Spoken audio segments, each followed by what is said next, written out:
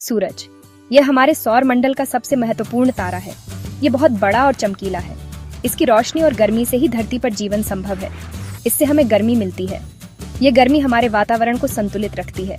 हमारे पेड़ पौधों को बढ़ने के लिए इसकी जरूरत होती है। सूरज की रोशनी से ही पौधे भोजन बनाते हैं। सूरज के बिना धरती पर जिंदगी नहीं होगी। यह हमारे लिए ऊर्जा का मुख्य स्रोत है। सूरज एक तारा है।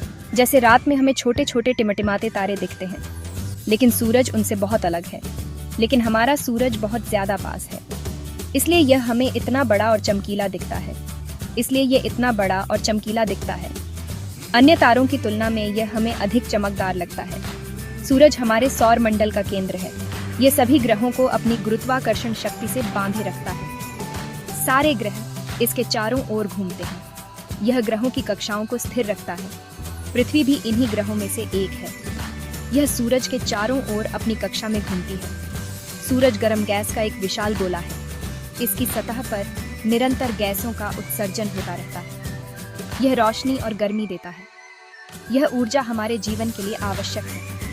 यह ऊर्जा अंतरिक्ष से होती हुई पृथ्वी तक पहुंचती है। सूरज की किरणें हमें जीवनदायिनी ऊर्जा प्रदान करती हैं। एक विशाल गैस और धूल के बादल की कल्पना करो। यह बादल अंतरिक्ष के एक कोने में तैरता रहता है, जहां अंधेरा और ठंडक होती है। इस बादल को नेबुला कहते हैं।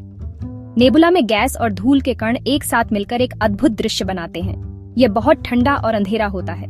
यहाँ पर तापमान इतना कम होता है कि गैस और धूल के कण जम जाते हैं।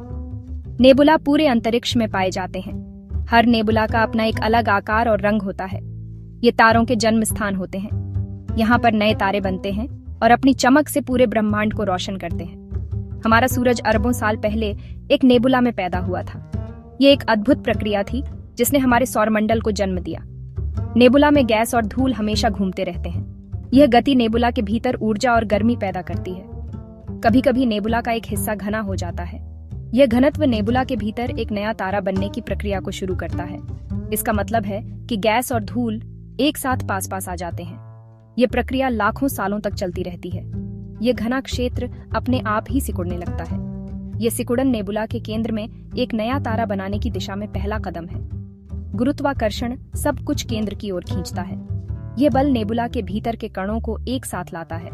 जैसे जैसे ज्यादा चीजें अंदर की ओर गिरती हैं, केंद्र ज्यादा गर्म और घना होता जाता है। यह गर्मी और घनत्व अंततः एक नए तारे के जन्म का कारण बनते हैं। जैसे ही बादल सिकुड़ता है, यह तेजी से घूमने लगता है। यह लट्टू की तरह होता है। यह घूमना बादल को एक डिस्क का आकार देता है। इस डिस्क के केंद्र में गैस का एक गोला बनता है। इस गोले को प्रोटोस्टार कहते हैं। प्रोटोस्टार लगातार गर्म और घना होता जाता है। अंदर का दबाव बढ़ता जाता है। यह प्रेशर कुकर की तरह होता है जो सीटी बजाने वाला होता है। प्रोटोस्टार अभी एक असली तारा नहीं है। इसमें न्यूक्लियर फ्यूजन नहीं होता है। भाग 4। सूरज जल उठता है। न्यूक्लियर फ्यूजन शुरू होता है। प्रोटोस्टार के केंद्र में दबाव और गर्मी बढ़ती रहती है। अंत में यह इतना गर्म हो जाता है कि कुछ अद्भुत होता है। हाइड्रोजन के परमाणु आपस में जुड़ने लगते हैं। इसे न्यूक्लियर फ्यूजन कहते हैं। न्यूक्लियर फ्यूजन से बहुत ज्यादा ऊर्जा निकलती है। यह ऊर्जा प्रोटोस्टार को तेजी से चमकाती है। प्रोटोस्टार अब एक तारा बन गया है, हमारा सूरज। इस तरह सूरज का जन्म हुआ। भाग 5। सूरज की कहानी, एक कहानी जो अभी भी चल रही है।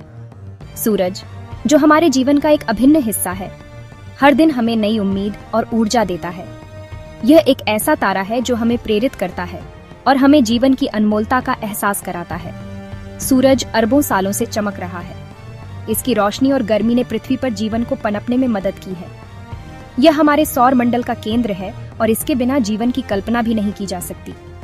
यह हमें रोशनी और गर्मी देता है। सूरज की किरणें न केवल हमें ऊर्जा देती हैं, बल्कि हमारे मूड को भी बेहतर बनाती है।